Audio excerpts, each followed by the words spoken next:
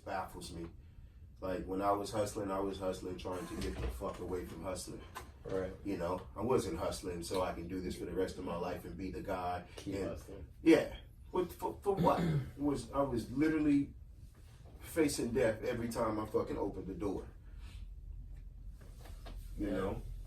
That's pretty scary. No, it is, but it also becomes addictive. Right. The lifestyle. No, I can see that. Yeah. The lifestyle becomes addictive. The money, right? The money is not even, the money's just the money. I realized even when I was not making the money anymore and I stepped away from the lifestyle, I missed the lifestyle. I didn't really miss the money. Like, I missed the drama. Like, my brain was programmed like that. If I wasn't getting into a shootout, a fist fight, an argument, life was boring. How many shootouts you been in? A couple. Come But on. life Come on. no, a couple. All right. But life, yeah, no, seriously. But life was boring, man, you know? And that's fucking sad. Like, that's sad to even think like that and even be on that level of having the wrong influence, right? So as I started to make positive changes and do positive things in my life, like, I started to push for everybody else to do the same. And me giving that advice out, the same advice that I would give a Tekashi is the same advice I gave my homie that I go visit in jail all the fucking time. Now he's like, oh, I understand what you're talking about, Pert. Mm-hmm. Like, it took you fighting for your fucking life in jail for you to understand what I was talking about. I'm great that you got it. I'm glad that you got it. I really wish that you come home. I'm praying that you come home. I'm coming to see you all the time to keep you in high spirits because I want you to come home. You know? You need to be with your family. That's important. Street life is not important. Being the man is not important. None of that stuff is important, man. Like, you learn what your importance are, unfortunately, when all your rights are taken away from you. Absolutely. You know? And I every time I go back to the county, I remember my 42 days in there. Yeah. And people are like, oh, you're a short timer. In my mind, I'm like, maybe so. But that was enough. Yes, it was enough, you know? And short timer I was, before I get into my intro, short timer I was, bro. But when I went to jail, they were all in there smoking cigarettes, man. Like, we had little chewing tobacco that somebody freaking chewed that they dried out, and we fired it up and smoked it. Yes, disgusting, I know, but what do you do when you're in a box?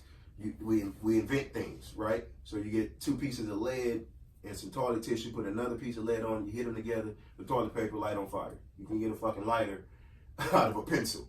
Didn't know that shit either. Mind blowing. Fucking, right? You look at him like, yeah, so next time you can't find your lighter, if you got a pencil, you can still light your square up. So some Bear Grylls jail shit, right? Yeah. And nobody wanted to take this case, but I had made crosses to where when the socket popped, I did burn the edges of these crosses I made out of plastic bags. I learned how to do those. I stole a craft book when I was younger from the bookstore. So I know how to make like crosses and friendship bracelets. Mm-hmm. I used to buy yarn and I used to sell them in school. I've always been a hustler, man. I've always created things and tried to get money, you know, legally or illegally. Like, I always had a business strategy. So I used to make these friendship bracelets, man, and I learned how to make the crosses. I made the crosses. Everybody's at this table. These are hardcore criminals now. Now, this is just me. Like, I'm the watcher, right? Yeah. This guy goes in here, pulls everybody out one by one, asking them, you know, who was smoking the cigarettes, who was doing this, what's the burning smell that he smelled? Of course. So he got around, and he was like, man, Sarge coming. And Sarge come, we about to roll the whole tank, and we had a bunch of other, you know, stuff. We worked in the kitchen, so we had a bunch of illegal stuff in there. We wanted to kind of have some chicken from last night we're trying to make a spread with, right? Of course. So I'm like, damn, I can't let the whole stop. I was like, man, fuck it. I went home. I was going home in 7 days, bro. I was like, it was me. Like, because everybody had their head down. Yeah. And I was like, man, y'all not going to take y'all lick. They like, man, just be quiet, bro. Be quiet. They ain't going to do nothing. I'm like, dude, no, we about to get in trouble. Yeah. Fuck it, bro. Took the whole thing for the hardcore criminals, the robbers, the murder, all these motherfuckers that was in there. Maybe not the murders because they're on another floor, but still the robbers and people facing 15s and 10s. And like, I was like, man, fuck it, bro. It was me. Yeah. Like, what was you doing? I was like, man, I was burning some crosses, man. They under my bed. Yeah. You know, that I was making for somebody else in there. Because that's what you were doing. Yeah. So he goes in there and he finds it, you know, comes in there and talks to me. And I realized at that moment, like, everything that these niggas say and everything that they believe in, everything is a lie. You know, there are no hardcore criminals. There's just people in jail. You feel me? Like, there's a lot of dumb people that got caught doing stupid shit over and over and over again, but they're not hardcore criminals, man. It's a mask that people wear. No, and it's a whole facade that all of these hardcore criminals wouldn't even sit up here and take this little bitty stupid ass fucking and I didn't get in trouble for it. By the time I had to go to court, it was gonna be 2 weeks. I was out in 7 days. They just forgot about it. Facts. Facts. No, that's real. That's Facts. real. You know. Yeah, but man, we're here, man. We are back, man. Short break we took last week. I hope everybody had a great Thanksgiving. This is Planet Pert podcast, episode number 8. You know, and welcome to Planet Pert, where you can get in free, but you gotta be a G, like a Newport Short in a Louisiana Parish jail. I ain't got no filter. What's going on today, guys? And it's a very different Planet Pert. Just because, man, like, we've noticed that, just like with Tekashi, and we'll get to that bullshit later. Oh yeah. We'll get to that some bullshit words for later. that. So stay tuned. But like, just life gets in the way, man. Oh yeah. My wife heard the podcast. Oh yeah. How you feel about it? You got it. You know what I found a little out? too heavy. Man, I just know now that even though I don't have a filter, right? That my wedding ring kind of gives me one. Yeah. It's like it's now just something where I have to be cognizant that somebody else is listening. Right? Okay. And that's just kind of how it goes. Look, in the end, you just can't share as much personal information. Yeah. Yeah, I mean, it's kind of like, it's one of those things where it was like, I knew I was going to get in trouble. Everybody saw the pictures on Facebook. Everybody saw it. Everybody knew. And it was just like when and where. And I just couldn't believe that was just right there. Well, it was like the day after her birthday, right? Okay. So, like, I had just given all this greatness, you know what I mean? Like, it's now the start of the gift-giving season, and then, like, man, I'm already in trouble. So, that's how it happens, man. It does. I get away with no filter because my wife, I talk crazy all the time. See, and I thought that I set the precedence. Yeah. I thought I had already figured that out. Like, I'm nuts in real life. Yeah. Apparently there's still levels to where, like, she was like, "Do I have to say it out loud?" And I was like, "No, "Oh, ma'am." I was like, "Well, not like that. Am I supposed to like know this already? Maybe I don't." Yeah. But it's kind of one of those things, man. It's cool. It does, man. It does. And we're going to send condolences out to D, man. I'm going to start on the sad note. His grandmother passed away, so he's not here this week. And, man, prayers to the family. Absolutely. Hopefully he'll be back next week to join with us. I think he's headed out of town. Yeah. And safe travels. And, yeah, man, like I said, you're in our thoughts and prayers. Absolutely, man. We're a little under weather this week. I don't know where Trey got sick from, but I went to the Saints game on Thanksgiving and lost my voice in the first quarter. 8 minutes left in the first quarter. I was already, and I didn't stop. It didn't stop me. I just took a sip of the drink and I just kept on rolling, man, screaming. And, I was leading charge on most of those decibels. I'm telling you the truth, before they even got to the huddle, I was already, It was fun, man. It was a lot of fun. We had a great time. Then went to Bourbon Street afterwards. So, how was that? It was cool after the game, man. I've been to Bourbon quite a few times. I've never actually been to a Saints game in New Orleans. So it was a little bit different to see that, and just the atmosphere, especially when we're winning. Just great atmosphere. We end up walking over to Bourbon, having a good time over there. What I love about New Orleans, man, is there's liquor stores everywhere. Absolutely. The 9 o'clock shit doesn't matter like it does in Texas. So they have drive-through liquor stores. Dude, we stopped after the game. It had been like 11:30 by the time we got to Canal. We freaking got a 750 milliliter. Poured it up in 2 big ass cups. Ooh. And me and his wife and my wife, we just shared between the wives the cups, man. And we just pushed back some Jack Honey. No, that's a good time. Sitting on bourbon in front of the bar. Yeah. Like, but not even realizing I probably could have walked in the bar with the cup because nobody passed you down. Nobody's just like, all right, ID. Sometimes, you know, sometimes not. But yeah, man, we end up having a great time on bourbon. Everybody's there to have a great time, so everybody always does. It's a wonderful, wonderful experience. And I will say to people who scared of New Orleans, I actually read an article today, man. New Orleans murder rate is down. Lowest has been in 30 years. They're at 148 homicides. Yes, I saw that meme. Thank you. I saw that meme. Like, the Saints are kicking so much. Drew's throwing so many touchdowns and people not shooting no more. Like, everybody shooting. Everybody just happy. No, man, I think it's great, man.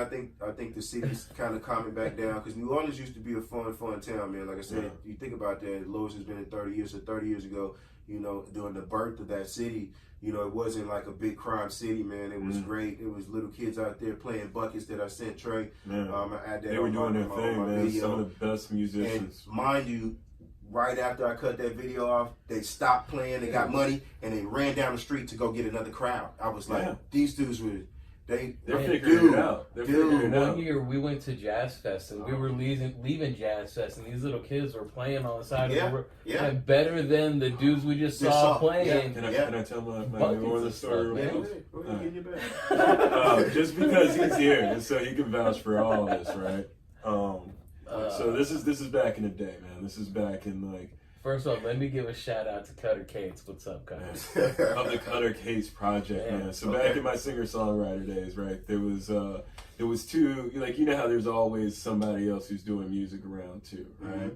And so that guy for me was Cutter Cates, right? He was like the guy who had the look, the sound, and everything. You know, I'm the writer, and I'm like, man, love me too. And so...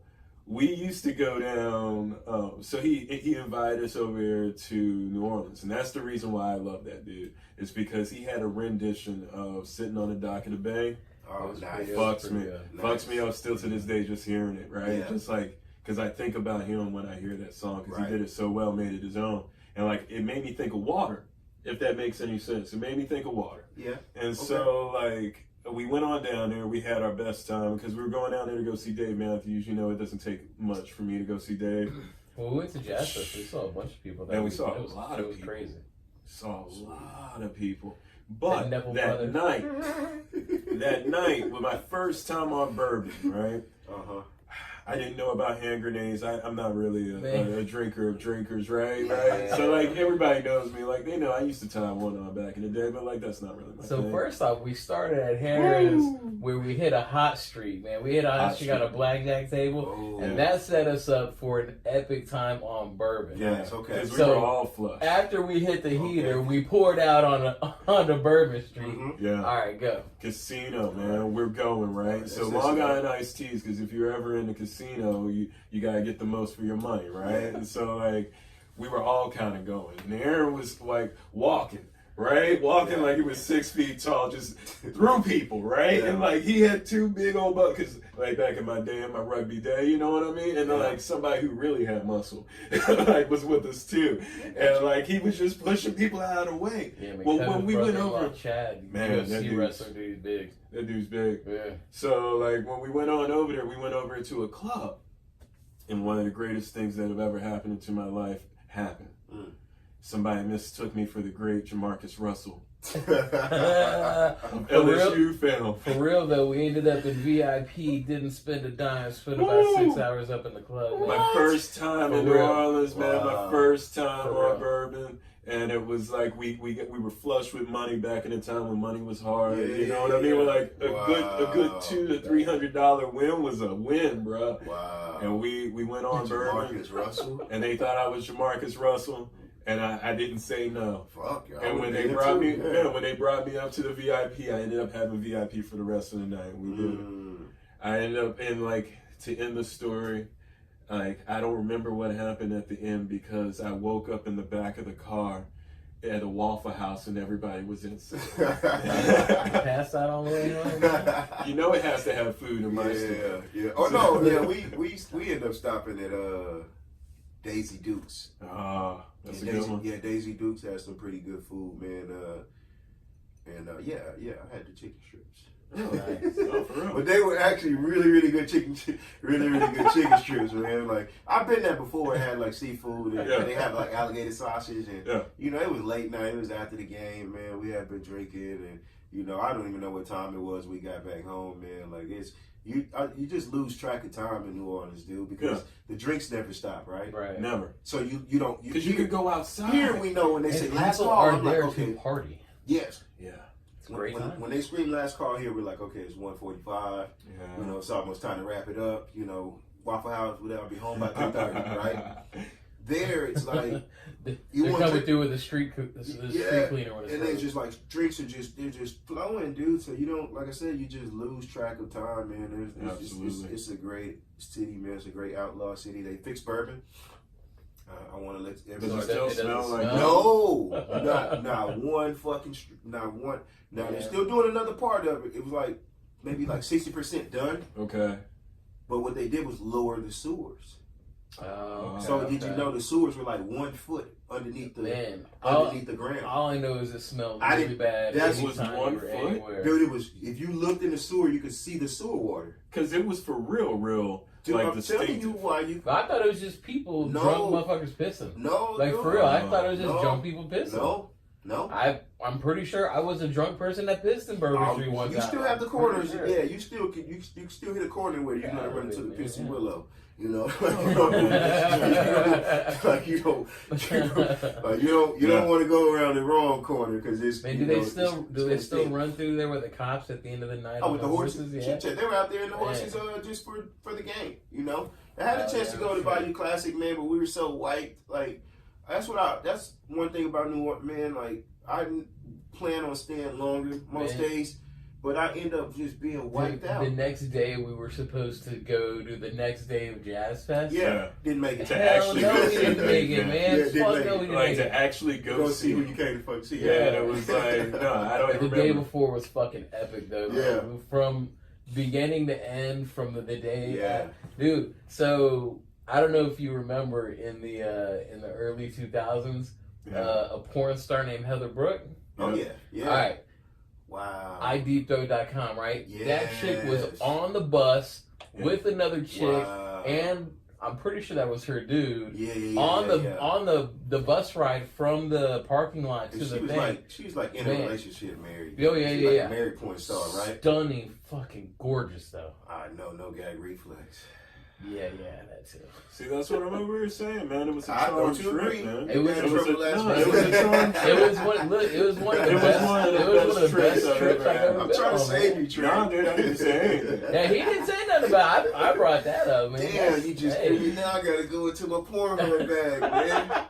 I'm pulling Look, that motherfucker that's up, man. that's I had a, them that's shits a on blast from the CD. past. You know, that's when you only had 20 gigs on the laptop, so you had to burn shit to the DVDs and CDs. Yeah, that ain't Wow, no lie. 20 gigs on a laptop. I mean, on the desktop. Nah, dude. I remember on the when that was desktop, big, dude. 256 megabytes was good on RAM.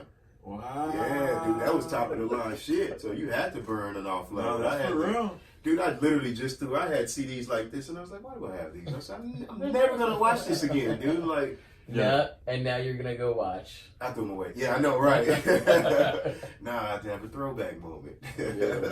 Yeah, man. But I'm yeah, sure- we had a good time, man. You know, it was cool. I was kind of upset I only got to have one play for Thanksgiving, man. Oh, really? Because the game started.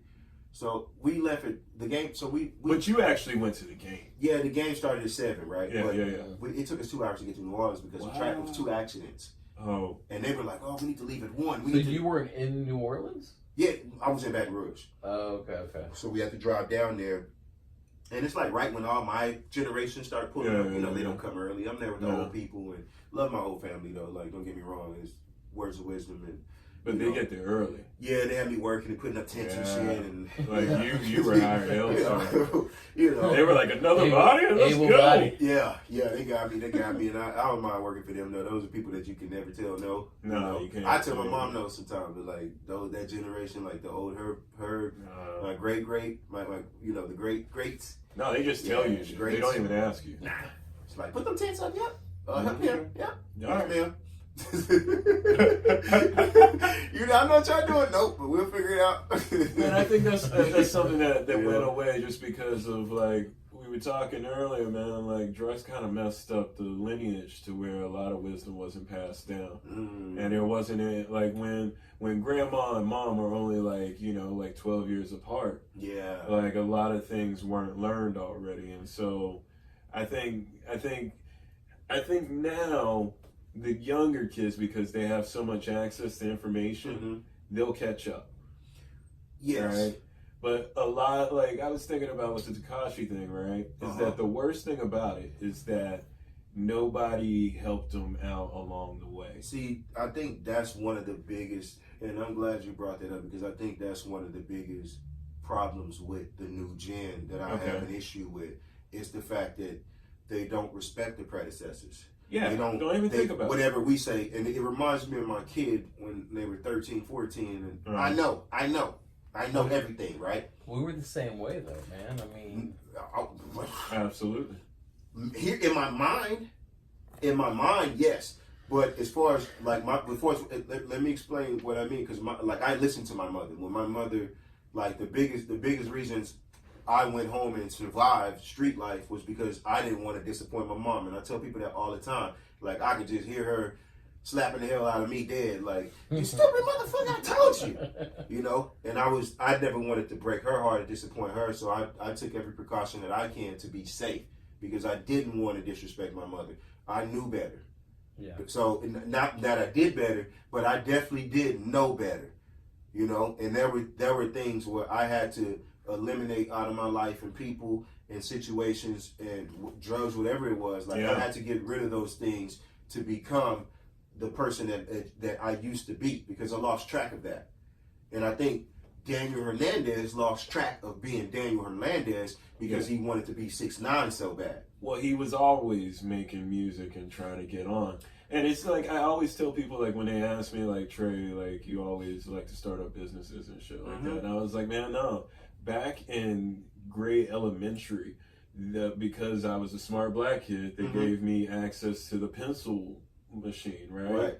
And like, I was the guy in charge of restocking the pencils and changing out the money and shit. Well, me being me, right? Like, we all know me, right? Like, me being me, I set up a market for the pencil break industry, because you remember the game was hardcore. Like, people used to like getting that. So like, I used to keep the good boxes. I used to get the good boxes over to the side and sell them on the bus home, so that I can have more money just to go, like, you know, have Garbage Pail Kids or something. Just because, like, what's crazy, and like, I was listening to the Jay Prince audiobook, is that early on, you're told that you're the golden ticket, right? Okay. And then, like, you start seeing that you're different, right? And then, like, when you start moving and shaking, like, other things start happening behind you, right? And so, like,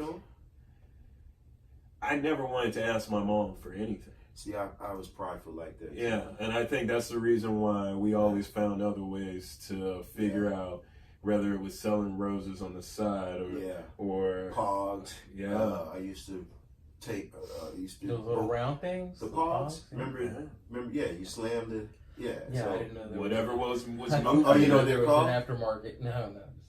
Oh, I never knew there was a real market for them. In fucking 93, 94. Because everybody was trying to get them. It's like the Funko Pops now. From Target, man. We were poor, dude. I used to steal a lot, man. I used to steal from Target all the time, dude. My mom made me go back because, like, I used to go over there. I used to go.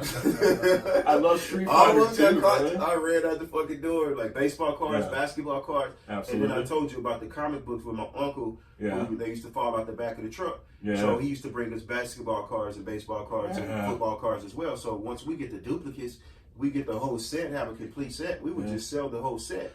You know what I mean? Like we were always intuitive into our hustle, right? Yeah. Like there's a hustle back then. Yeah. Like, sports cars moved. In the Beckett. That's why when he said Beckett last, I was like, the Beckett. Like, I forgot, like, and all those memories came flooding back. Shout out to all the other people hopping on the APR bandwagon, man. We love y'all. There's much room. It is. It is. You make Pert and I very, very busy.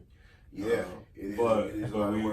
But we all enjoy it, and everybody who's stuck with us on the Planet Pert podcast, we were looking at the old ones, And each week we gotten a little better. So we just thank y'all for just still keeping the numbers at least halfway decent. True. Yeah. They'll get where we needed to be one day, man. This is all practice for me right Hey, now. y'all don't even know what's about to come next, man. There's so many brainstorms. So let's get into this Tekashi thing. Okay. We'll talk generational gaps and generational laps. I want to say. So the respect factor, right? All right. Yes, true to Eric's point, we still did what we wanted to do to a certain extent. But I grew up and hung around the older people. Yeah. So I was looking for their wisdom because I was looking to see what they have the fucking. We have Google. They have the internet. Yeah, the information absolutely. superhighway was just a country back road at that point, like a country muddy back road that you can get stuck on, right? Yeah. So we didn't have all the information there.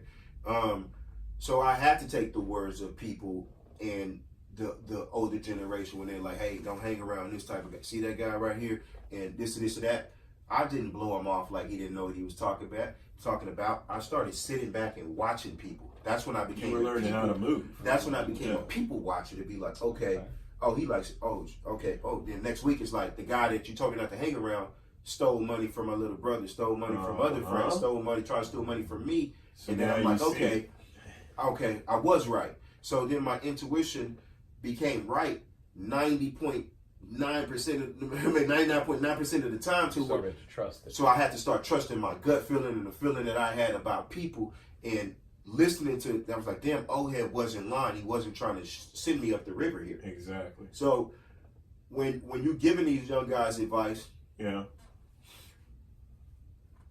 they have to take not all the information, but they have to piece some of those pieces back together of information and look to understand what applies to their lifestyle and what applies to their situation. Because not everything I tell you is going to apply to you, right? No. People are like, watch your friends, watch this. I had great friends. Tell people that all the time. Yeah. Great friends. I don't know if I got lucky as fuck, but I had great friends. I've been friends with these dudes for almost 30 years, dude. Yeah. 20, 25 and up on some of them.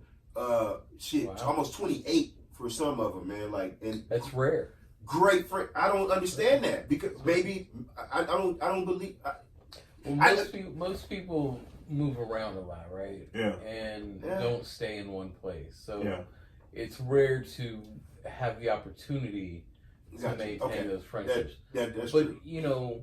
The other thing, everybody changes, man, and so who I was when I was 13 is not who I am now. Okay. And so the dudes that I was hanging around when I was 13, I don't really know that those kind of people are like headbanger type people. Yeah, that's not me, right? Yeah. I mean, I changed, and so who I wanted to be around and who I associate with also changed. See, a lot of people have done that, but one thing about my friends is Ed's still Ed. That's just, it is what it is, right? It's awesome. Yeah. It's amazing. Carl still Carl. Nath is still Nath. But everybody from the Trey still Trey. Crew. I think. Yeah, man. But Trey's different. Trey's a different Trey today than he was when I met him. Yeah, but he's still weird, awkward Trey to me. And you know what I mean? I think when Aaron came along, it was very, very interesting because since the old crew of us all being together, you know what I mean? It was the first person who, we didn't really want anything from each other. I think that's why I'm still friends with all my friends. And it's because we weren't using each other for shit. We were just literally nothing to use each other for. Nothing. And even though we were all different personalities, because I've always been on the outside, and I always do my own shit, and everybody knows that that's what I do. Right. And so but I could still pop back into that world. I've always been protected. I've always got the respect that was needed. But I've always been Oh, Trey, he's over I've there. always had adaptability, whether it was hustling, whether it was selling pogs, Yeah. whether it was selling baseball cards, Yeah. whether it was geeking out over comic books and comic One cards day with he's people. over there man, fucking around with computers, and you're like, yeah, oh, that makes sense. Like, oh, you know, I work on cars now, but let's go look at it. Like, my adaptability to learn how to do a lot of things. Like, I don't know how to do everything. You changed your brakes, and I was like, how the hell did you know that? And you were like, man, I just did it. I was like, how do you trust it? You was like, man, I know. You just do it. Yeah, there's only a couple screws. It takes like 30 minutes. Yeah, once you get the tools, I know, but it's finding the confidence. It's finding the confidence to do that, right? Like, absolutely. And you know, one of my biggest regrets of being younger, or when I was younger, I should say, is like I used to be a straight A student, man, but still was amongst the street guys, right? It wasn't cool to be. I wasn't cool to be smart, and I never embraced being smart. I always thought it was. It was never cool. Yeah.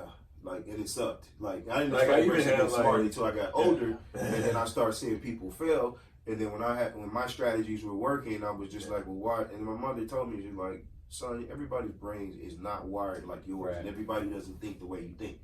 Yeah. And that to me spoke volumes because I asked her why. She's like, I don't know why.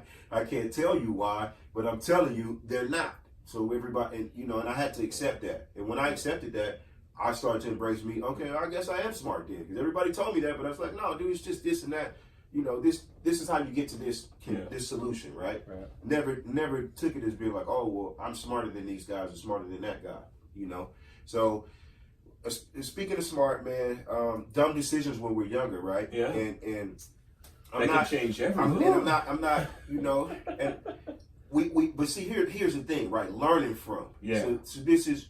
You know, we're still on Tekashi here because this is where you have to learn from, right? Yeah. You catch all these cases, man, right? You see what these dudes are doing. They're using you. It's not even that they're using you. No, you are a fucking burner account, and you are because you're expendable. No, greatest thing ever. You are a burner account. Like, they're gonna burn you up, use you up, and then throw you away. We saw that with the money situation, right? 2.5 for the tour, but they were only going to pay you $600,000. 300,000 on the front end, 300 on the back end. So they were going to take $2 million of your money. And when we started doing the math, we were like, man, that was like, you know, 15, 20% that they're trying to pay this kid to go do a tour. And you're the manager, you're only supposed to get 20%. He was the front. All right, so 1.7 in the bank account, that's what I was saying before we kicked off. 1.7 in the bank account means that each time you went out to go perform, you probably was only getting 20% of your money anyway. That's why I said the 1.7 should have been like 7 or 8 million. So, but he's so blinded by being the act and blinded by the fake friendship. But we both been in that place. And always serious about my money. I need to know how much money's coming in. Nobody's ever duped me on money. Fact. But it happens so often in the music industry. In the music, yes, but that's because you're not business savvy, though.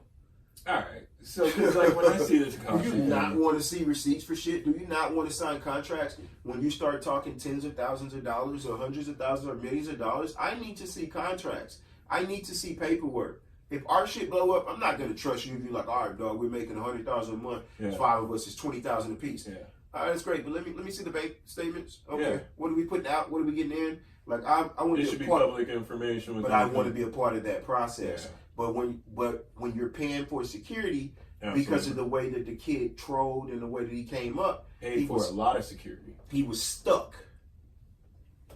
Because they talking about a armed robbery in April or May, whenever the fuck that was. That doesn't make any sense to me since this kid was already making money off of his shows to go do an armed robbery unless he was pressured to because, you know, you want to be Treyway and all this old gang shit and all this old stupid stuff. When you meet front.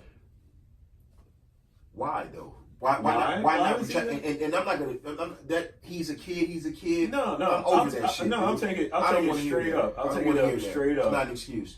I'll take it up straight up, man. Because yeah, you never got cheated, but I was very, very close to some people who took a lot of napkin tricks. Because you remember back in the day, I used to write shit down on napkins, just to like impress people, right? Okay. And like some people got away with some verses and whatnot. And that's cool and all. I'm not even bringing that up. But I'm saying, as the person who he was sleeping on, let's just say, because I got a whole nother theory and I would like to go X-Files in a minute. Okay. All right. Well, like I do. I just want to go X-Files before I'm done because it was very, very plausible once everything kind of pieced together. All right. So, one, Treyway or Shoddy or whatever they're calling themselves, right? Like, nobody gives a fuck about them, Nope. right? One, all they were was just some money, and they found somebody who was already putting out music, Okay. right? Let's just say he's that, right? And so he's in the neighborhood. Somebody needs to move. How do you move dollars and 20s and 50s and spend it all over at the rest of the mall, like Jeezy said, right? Okay. You put it into, I got to promote this, I got to do this, I got to market that, right? That's how money becomes clean in the music industry. I'm not saying anything new. You Right. can look at all this shit, right? True. All right.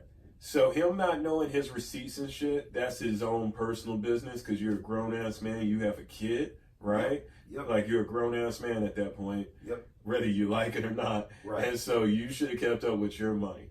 The fact that you had 1.7 in your bank account, liquid, commendable. All right.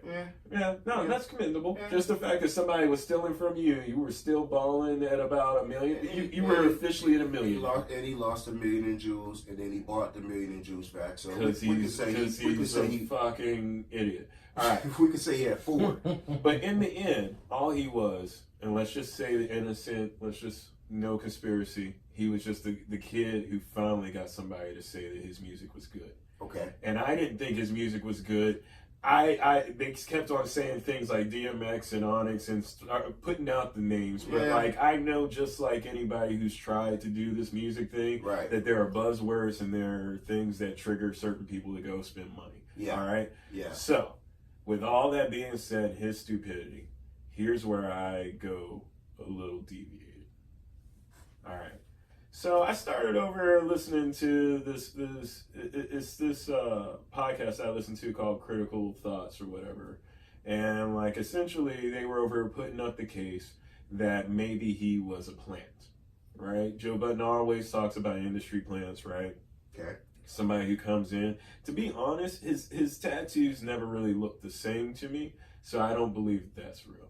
I don't believe that, like, just because you make your hair like rainbow, all right, that does something, but really all that is just a trigger for marketing in the end, right? Mm-hmm. Like putting the 6ix9ines all over you, you say you got the tattoos, you can do just a Donnie Brasco, and that's what they're saying right now is that Tekashi was put out there to infiltrate it in the Treyway because Treyway really were about that streets, whatever they saying. Yeah, they really were over using them to move Yeah. drugs and whatnot. And there's a reason why there was some respect that needed to be paid. And Jay Prince's son, I'm not putting anything out there for Mr. Prince, but like he said, you got to come by and talk to Dad. Okay. Okay. And so like he keeps on getting into jail and out of jail, right? Mm-hmm. As somebody who's up for sexual assault charges, it's really, really hard no matter how much money you have to even get bail. But he kept getting it. Yes. Right? They're now saying that all his people around him, that somebody had a wire on him for over a year. Yes. Right? They weren't looking for the guy who just was a gear to this previous week in the spotlight. Right? Yes. They were working for everybody around him. And he just so happened to be in that. Yes. To be the one that got the money. Yeah. Right. Well, the RICO case goes back to 2013. That's what I'm saying. He doesn't know them. He hasn't been around them that long. And so he's so stupid because he bought into the hype. Think about it. If he's 5 years old. Think about this. 5 years. Right. 2013 was 5 years ago. Yeah. He's only like 20, what? Yeah. 20 or 21. No. So he was a kid then. So he wasn't. But that's when he was first popped for having an underage girl. No, he was over. This is when he was overage because he had to be he was 18. Yeah, but he had the underage girl in his video. Yeah, in his video, and then he had to go in for charges. That's how he originally became that guy, right? Mm-hmm. And so that's all I'm saying is that from then on, you can't tell me that you haven't been working with the feds, as 50 said. You can't tell me that you can be put into witness protection. And then at the end, just because this shit's gonna be a Lifetime movie one day. Treyway, the guy who's head of it all, right? Shoddy, his manager, the guy who stole all this money from him, said, "We don't break, we don't fold, we don't talk." Treyway, big bitch. In court with the cameras there, like it's all fucking marketing. Like there's a reason why there's only TMZ and certain outlets. Like, how you gonna be in New York City and it's not even on the local news? It's because the feds are still trying to get the real the rest of them, because they only pick. But Tekashi's so fucking brainwashed that he's just gonna go and probably have to do a life in prison. No, he's gonna definitely end up talking. You know he's gonna die. Well, it doesn't matter anyway, because his life is over with to begin with. What I've been telling y'all this whole time, I was like, you know, I hate to say it on podcast before. I was like, hey, if he dies, he dies. Like, I'm not gonna feel sorry, because like, you're in a position that me and you would have died to be in as artists in our heydays, or even now. Like, motherfucker, like, listen to my shit. Like, yes, and I'm getting paid to do this. This is what I love to do. Like, all the street mumbo jumbo, and this is why I've been so fucking frustrated with this dude for the last year. He's hanging around Treyway. He's hanging around all these street dudes, but they're not putting him on game. They're not trying to make him. He's telling everybody, fuck, suck my dick with your mother's lips. You know, fuck you, fuck this, fuck that. In the hood, like, that shit gets you killed, bro. But he's putting their life. This is why I told you. The reason I told you there's a price to pay for that. Absolutely. Because if I'm the guy in the center all the time and I'm the loudmouth, it's people around you that's going to end up taking from you. And I was correct. I'm going to go ahead and give myself a check mark when I told y'all as somebody in his own crew robbed the fuck out of him. I know he said that, but I told you why. It's been someone before his music blew up who used to be down with the music or either invested in the music or was part of the label in Treyway that robbed his ass because he wasn't getting fed. What I told you about Meek Mill feeds all his guys. Rick Ross feeds all his guys. Trickle down effect, learning that shit. So he learned that from the OG Ross, and now he a new school. But you know what I'm saying? So he sees what Ross is doing. So I know it's a follow game, right? I'm not saying that Meek wouldn't do that, but he's watching that though. So you notice when you feed, your whole team is eating, you don't have to worry about somebody kicking your door in or trying to kidnap you because everybody's eating. They don't need to be as rich as you, but they do need to be eating. And I told y'all. Oh, they need to be living nice. Man. Yes, and I told y'all. They live like a star, right? Yes, I told y'all that's what brings people down, man. Like when you want to have a big entourage. So those guys were your security at first, and if you're sitting up here on Instagram with millions and jewels, stunting and flashing and living this flashy life, saying fuck this, fuck that, while hiding behind the camera, and they're the real dudes out there in the streets putting in the work. And then when the bullets start flying, they're the ones ducking and dodging them, and they're not eating right. They come for your. We've seen the movies already. They come to the front table. They come for Hefe. You know what I'm saying? Well, facts, who bro. they think? Facts. Who they I called think that already. I already yeah. knew that because it's street shit that they're thinking it's changed over the years, and the game is the same. The players changed. The game is always the same. It's nothing new. Yeah, you know, a new it's nothing name. New. That's why. Attention is the new crack. But they were saying that Tekashi's brother. Attention is the new crack. They're saying that Tekashi's brother was part of the DA office. They say that Treyway was also an informant. They're saying everybody was an informant because everybody was caught up. Whoever's really moving the money and moving the guns and the heroin, because the dude literally was caught with heroin. Shoddy was caught with heroin and got out, bruh. Yes. Like he had a brick and stuff on him. Because the feds let him out. Because he's a front, man. No, the feds let him out. It's the next, I believe. The feds were building a RICO. I believe that it's the next level. Because they was building a RICO. It's the next level of the hip-hop police. You already have these people out there. Well, New York is already, we've seen this shit. They always have been. Absolutely. Bobby Shmurda already. We've seen this story already. This is my whole point when we're telling people, when Charlamagne's telling you we've seen this already, and they're sitting up there ignoring this and basically putting themselves into harm's way. And for what, dude? To be what? To be locked up?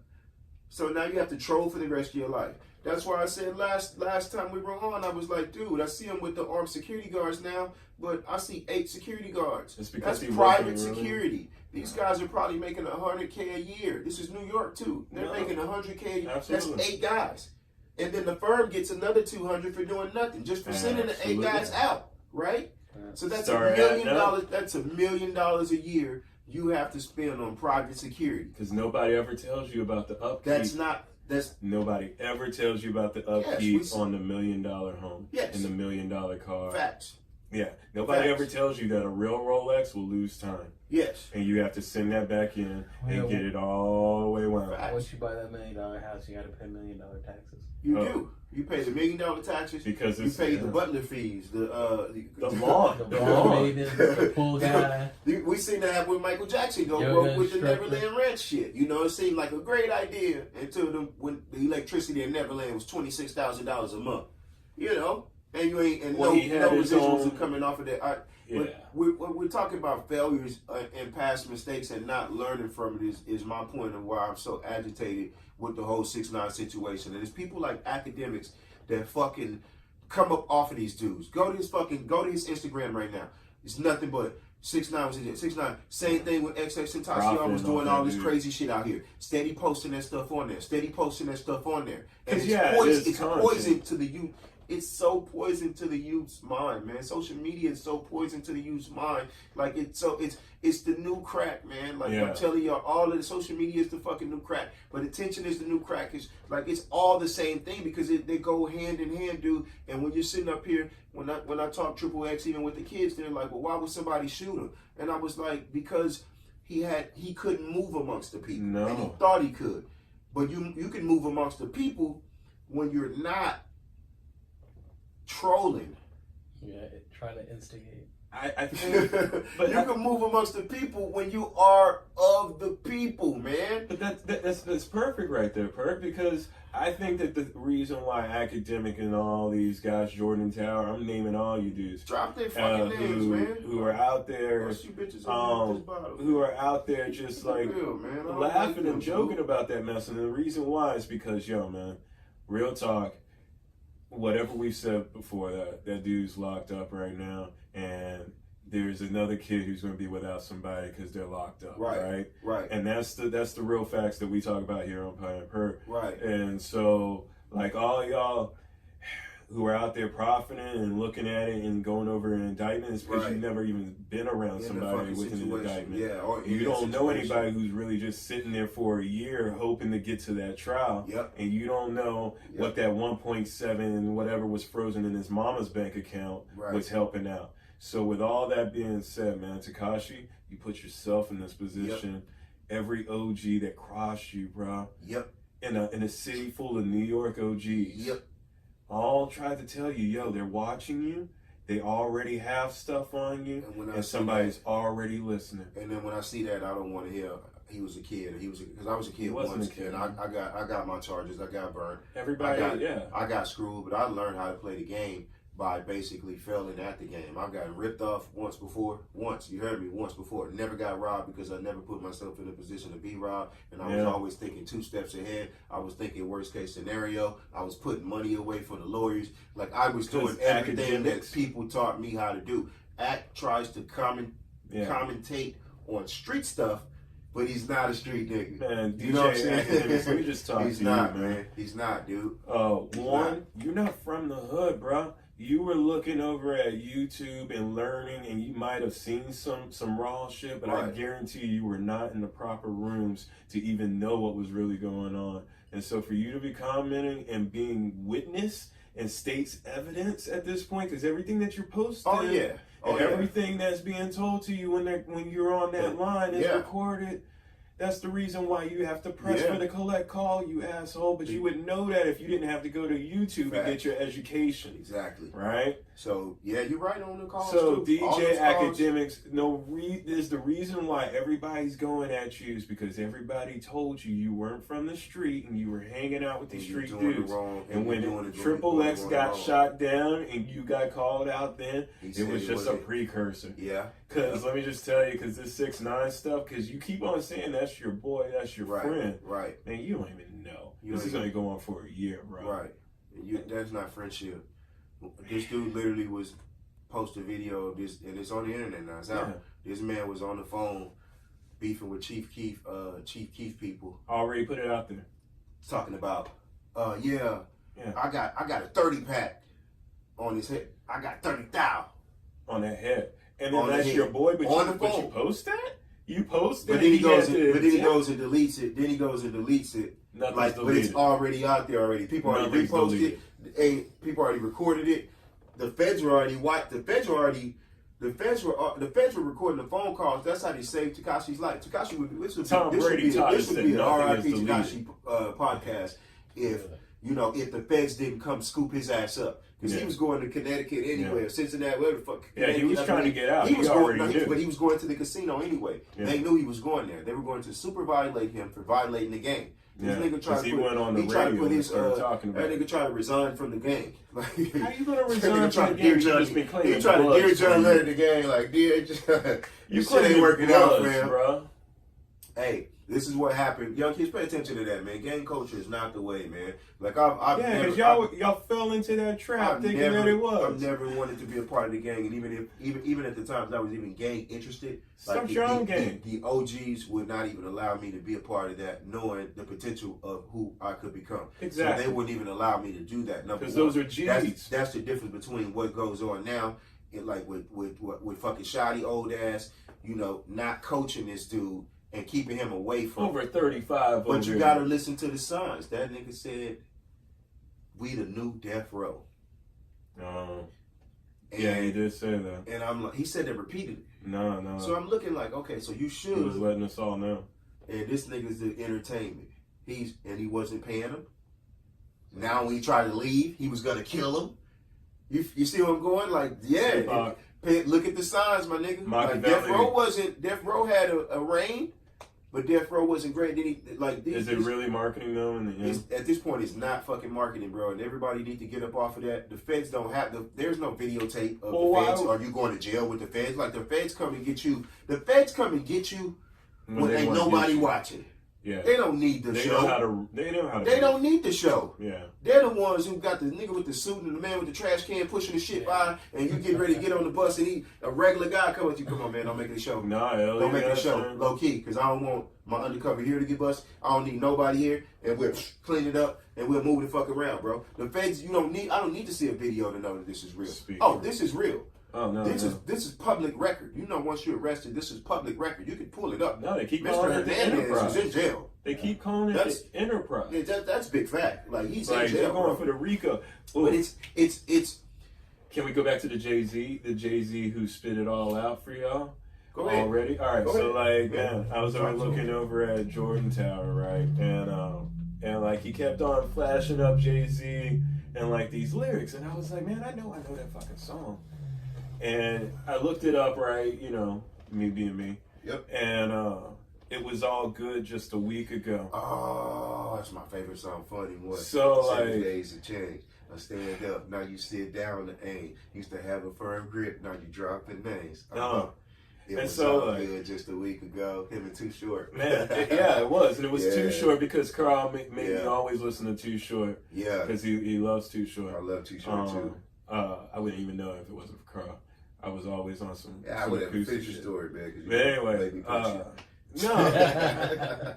no, but he was over there saying all that, and he broke it down, and like for real talk, like everybody knows there was Emory Jones who went down for 12 years because Jay-Z was able to go on a European tour with Jazzo at the right time. Okay. And Emory, who has already put it on record that he talks about him.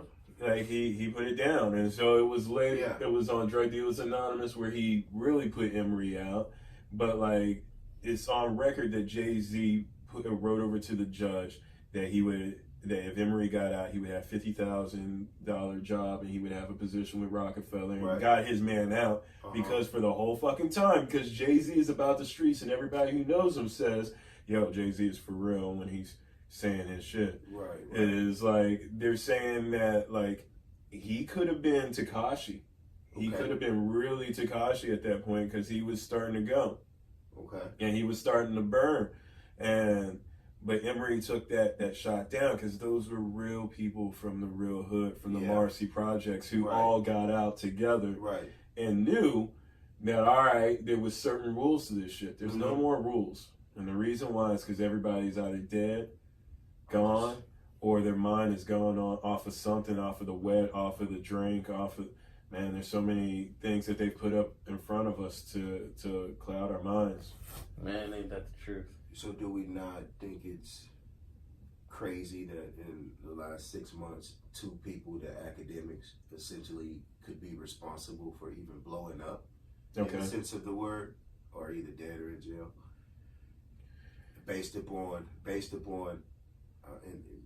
take it wherever you want to take it from. Yeah, I know jealousy and greed is one thing with X, right? When people see you with the bag, it doesn't matter. They'll come take it from you. Yeah. Fine. Not what, but it's shit that leads up to that can actually cause that, like I told you before, of not having street etiquette and still wanting to move amongst the people. I can't be like, fuck everybody, suck my dick, ho ho ho ho ho. I think academics got brought in at one point, and so now all the information he has is going. So, who knows what private conversation? Who knows what private conversation he had? The problem was 6ix9ine was okay with him posting a lot of this stuff too. So, I'm as much as I want to put it on app, some of the stuff he sent to him to post to get it out there to go viral or to social media was introduced to the game so that there was one more camera on you. How long do you troll? No, there was one more camera. What you're in it for? So this takes me back to my thing I was talking when we first introed in. Was you become addicted to the lifestyle and not the money anymore, or you can become addicted to the fame and not the money anymore. So that works the same way. Like the lifestyle could be the fame because it's like you're the guy. Well, it's that attention, right? Yeah. You're saying attention is the crack. It is. It is. And no, I mean look at what people do to try to get post stuff and try to get likes, right? Oh yeah. Fake shit. Just putting themselves in all kind of weird situations, falling off cliffs, and putting your kids out in front of the camera now for fucking likes. Yeah, like the Ryan Toys review, man. Yeah, for fucking likes. I feel like I'm in an episode of Black Mirror, man. Like that's what it seems like, dude. That's why you gotta control the content. I feel like I'm in an episode of Black Mirror. It's all about likes and clickbait. And nobody really gives a fuck about people being genuine anymore because like the fair weather fans that were there were 6ix9ine fans anyway. It didn't matter. He didn't realize it didn't matter what you do at this point. Yeah. There's still you got kidnapped, dude. Yeah. All that gangster shit you talk, you got kidnapped. You should have been out there. Told them how you bitched up, and your music actually got bigger. Because people started going for it. Nobody cares about the antics anymore, dude. No, Just man, make it's about the make art. your fucking music. Make your music, make your money, take care of your family, dude. Like all the extra shit is so fucking extra, and I don't understand why is that because we're loves done? That attention like that. Dude. No, but is it that because we're done? So at the point where he was doing it just to be doing it, because he didn't need to be doing it anymore. No, he shouldn't have been doing it. Exactly. He'd still be fine right now. Which takes us back to what, episode 3? Yes. Episode 3 was actually where Pert said the antics. Go ahead, Trey. That you needed to leave the hood, bro. Yeah. Get away from it. That 1.7, that's frozen because it's RICO, right? Well, he offered it up for bail. It's not frozen yet. He did not. No, he offered it up for bail. They denied it. So no, it's gone, Pert. Because what we always say, there's certain things that are always consistent. It's the screwdriver. He offered his passport. And it's also lawyers are expensive. Lawyers are expensive. Oh, those lawyers are going to take the whole 1.7 anyway. That's gone. So that's gone. That's in lawyer fees. Anything that you had buried or with mom, she's now exhausting. Yeah. To keep things hidden, everybody's kind of like spending and doing all that other stuff. With it, bro. I'm really agitated about the whole situation because he definitely did it to himself. I'm mad at the fucking OGs and this new school wave of quote unquote OGs that are just running the youth to the ground, man. Like I said, y'all can say what y'all want to say about the 80s, the 90s, early 2000s, man. Like, but when we had rules, we had etiquette. We talked about that. Like when little kids used to try to come and get trees from us, it was like, nah, man, get your little young ass out of here. Now, if you sent some 15-year-old that smokes with y'all, that, you know, at the time that was around our age, but you sent some 8, 9-year-old motherfucker, you ain't get shit from me. You need to take your ass to school, learn this and that. Like regardless of yes, exactly. Regardless of what we had the code had morals back in the day. We did, and now it is like no fucking rules. Well, just we don't care what the old heads say because they're just hating. But see, old heads created that narrative too of not accepting the new school, right?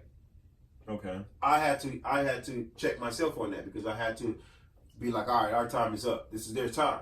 My mom hated Bone Thugs. You know what I mean? She hated some people I listened to. So I was like, damn, I guess this is what my mom hates Bone Thugs. What my mom did. She did not, they did not, they were like, what I can't understand what they're saying. Like, they didn't cut for them at all. As the transition of music starts to change. But my mom still listened to some rap. You know what I mean? Like, now, I still listen to some rap. But when it gets to the mumble and all the singing shit. Yeah, but you still make music, though. Yes.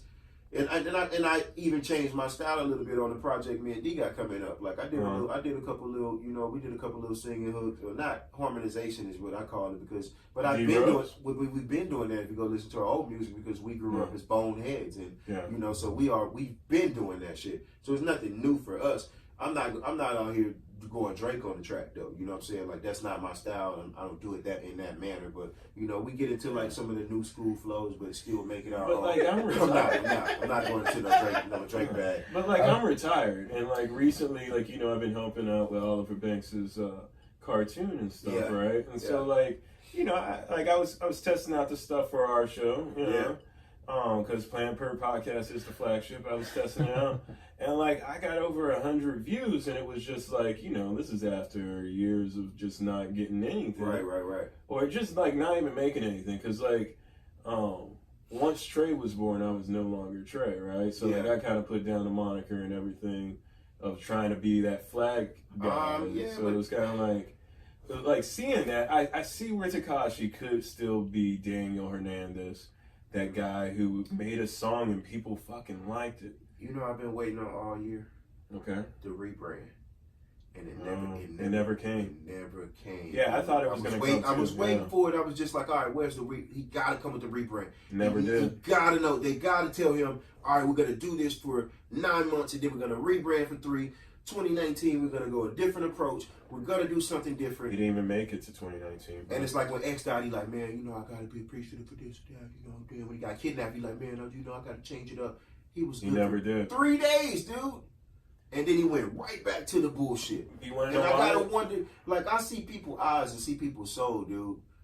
And when some of the stuff that he was saying, it's almost like somebody was on the other side of that fucking camera with a gun to his head. They did the you know what I'm Birdman saying? to him. They did like, the Birdman like to him, making him like, nah, fuck that. Like they did the Birdman. They hopped him up on the drugs, right? And then because once you can have the best chronic and all the pills that to get you to go to sleep when it's time, to get you to wake up when it's time. Once they got you in that mix, all you know is that these people got your back.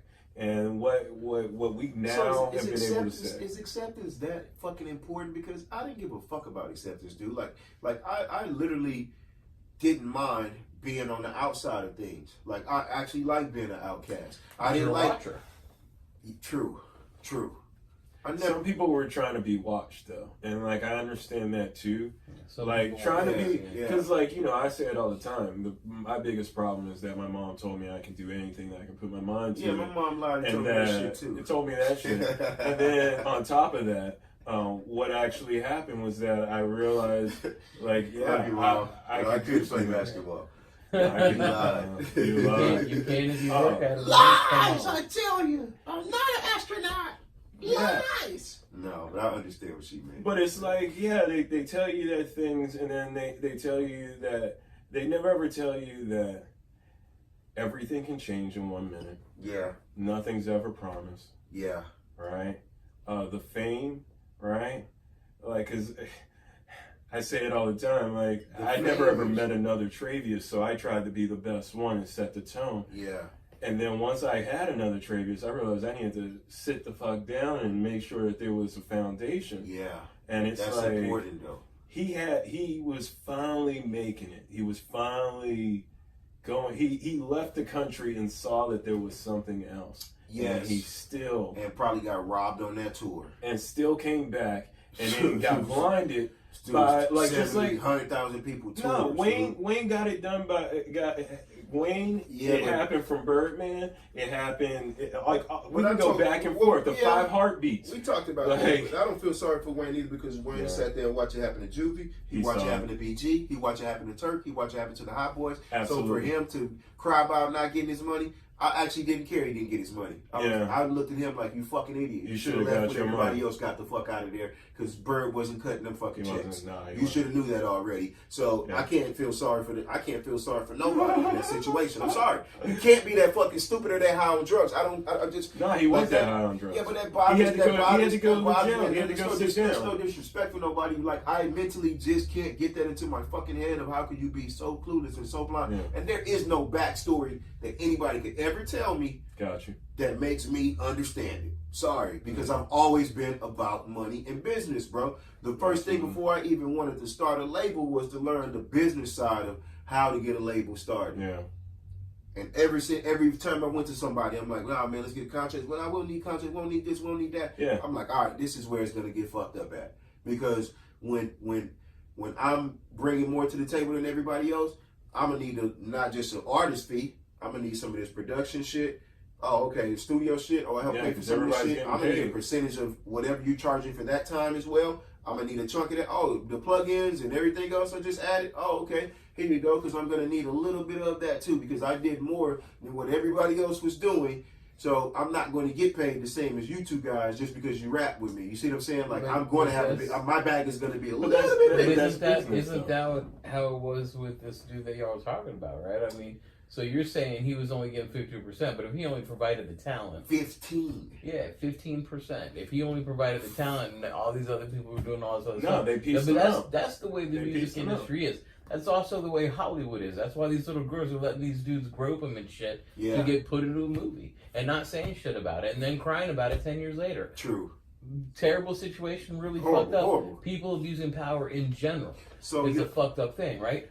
But that is the industry, and for people to be in it, that's what it is. Okay, so everybody in there is in. First contract is always the worst contract. Absolutely. Everybody always says that, and we probably can attest to that in our IT careers. You know, like your first contract probably is going to be your worst one of your worst.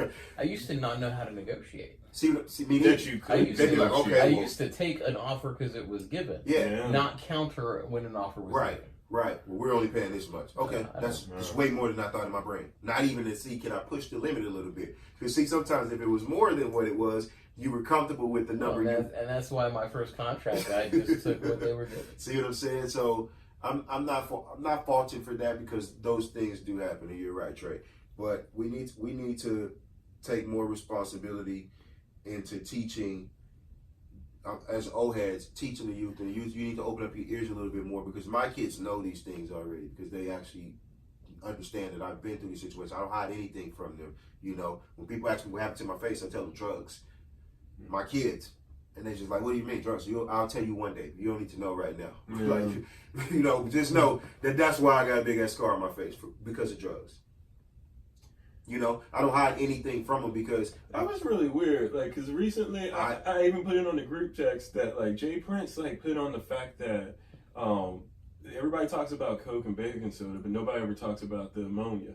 Yeah. Right? Yeah. And so I was like, oh shit, like Jay Prince just don't care. Right. He's already beat the Rico a couple of times. And so like he just put that out. At this point it's this point it's about putting out he did beat the Ricos already and they can't. So he doesn't care. But he's like but that man put out that shit. Like don't hide from it, don't mask it, don't try to make it seem one way or another, dude. Like I'm truthful with my kids so because I want them to understand going forward everything it is to be a black man in America, number one.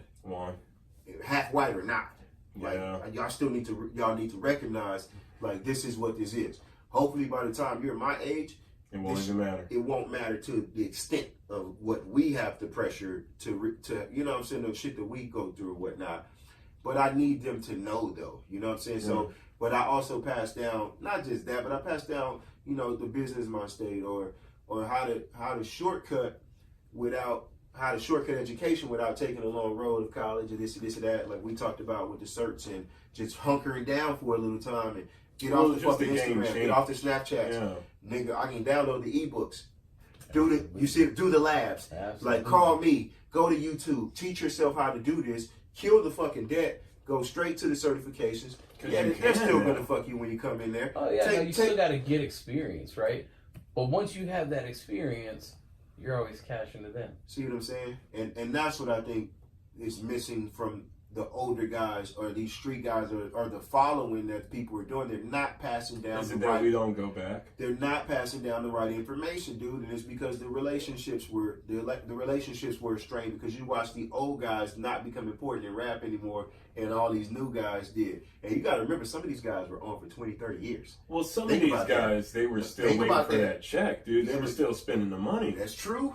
Because nobody ever tells you that the sounds change and that technology changes, and that like one day the tape will go out to the CD will go out to the MP3, and like your whole contract doesn't make any sense. And you should have had your because we stopped. Think about it. We stopped supporting our favorite artists because I stopped listening to rap like that a lot. I don't listen. You see what I'm saying?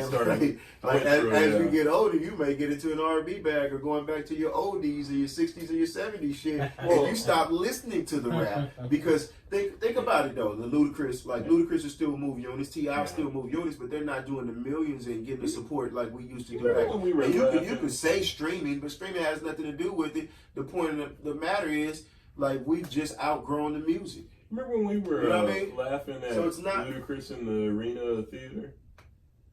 Like, he was playing at Arena Theater and he was just getting laughed at just because, like, it's the small venue. Oh yeah, you talking about the little like that was when the yak had gotten to him and everything. But you talking about the young Ludacris or this is like right after he cut from my head to my toes. This is when he had just cut off all the hair. Can I be honest? I didn't like Luda when he first came out. I didn't like the lick me from my head to my toes. I think it's interesting. Now when I hear it, I was like, damn, that was actually a really, really good song. And I saw him live and he made me a fan. Did you know that he was I saw him live and he made me a fan. Did you know that he was a DJ? That he was a radio See, I didn't know anything about him. It was like Mad Hatter.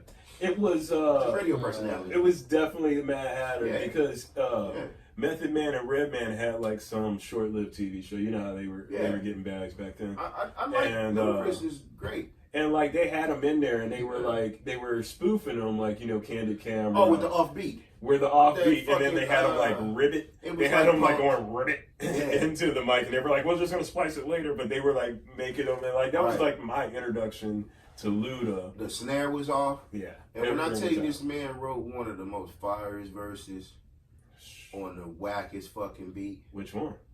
No, that in the studio that time. Remember the snare was off. The bitch was like.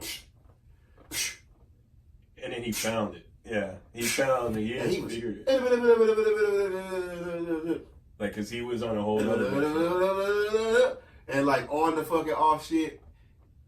And when they came out, it was just like, man, in my headphones, I was like, damn, that beat was whack as fuck. But they had already paid for it, you know what I'm saying? So that was part of the reason why he was doing it for some reason. But like he made something out of nothing. That's when I realized I was like, damn, he's actually really, really great. But I fuck with Ludacris, man. So I think, man, we're gonna take this week, man, of basically of learning, man. Like, you know, the note that I, like I said, I want to pass off to the new gen and the old gen as well, man, is we have to be better leaders. And young gen, y'all need to be better students, you know, because you're never gonna, you could be a master at something, but you're gonna learn the hard way. You know, you gotta be a student. You gotta be, you know, this is Karate Kid, man. You know, we gotta be Mr. Miyagi. You gotta wax on, wax off Daniel-san. You know what I'm saying? Like, real talk. And learning is good, man. You know, and being submissive to learn and not being arrogant and getting out of your own comfort zone sometimes of actually following direction from other people. You know, I know it's hard because they're young millionaires. They're 19, being a millionaire, and I was like, damn, I was wild at 19. If I was rich at 18, 17, 16, like Lil Pump, when he blew up, I was like, damn, I probably would be as childish as they are as well. right? I would have been lost, man. I had already gone into definitely would have been childish buying a whole bunch of foolish shit, just like Jay-Z did in his early years and stuff like that. But you know, it's through situations that we learn. So I use my life as a stepping stone and try to help my kids and help people around me out, because I just want to preach to them that they don't have to go through the same things, you know. And Jay-Z said Hope did that, so hopefully you won't have to go through that. And I'm telling you about these things, and I'm sharing these experiences not to prove that I'm harder than you or a badass, because I don't gloat about them. Yeah. I tell you these things because I'm like, look, you do not want to go through this. No. So now it's Thanksgiving, it's Christmas rolling up, it's New Year's rolling up. You know, your trial set for September. You know, September 4th of next year. Yeah. You know, they did that. No bond at the moment. No bond at the moment. You know, and usually if the first judge tells you no, that trial judge is probably going to backdoor and tell you no anyway. Especially when the prosecution plays the tapes. Yeah, he did. Shotty did fuck over you too, because Shotty probably he traded shit in court because he knew that was going to be, because now they're an actual game. Yes. Now it's valid. It's on record. But yeah, man, stay away from people like him too. I knew he was a snake when the first time I ever seen him. Absolutely. You know, his fucking forehead told me that. Like he doesn't. I get a sense about people, bro. Like I'm joking on that, but I get a sense about people, and like when I see people, like I swear to God, I can see your soul when I look you in the eyes, man. Yeah, that's crazy. That dude wasn't and I can know who I can be around and who I do not need to be around, dude. I can tell even people at work. I can be like, all right, I'm not gonna like him. Nope, not talking to him. Yeah. Oh, he a snitch. Like I could, like you don't even have to say a word, dude. It's just intuition, man, and it's kept me alive for 37 years so far.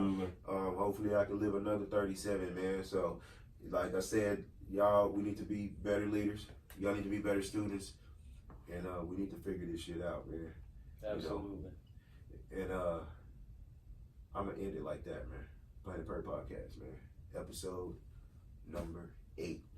No creator this week. We will be back next week. We kind of got lazy over Thanksgiving, but we will have one next week. Yeah. Back in full force, man. I want to thank Aaron for stepping out with us tonight. I appreciate y'all letting me be here, man. Yeah, man, and we're going to end it like that, man. Treyway. That fucking dude.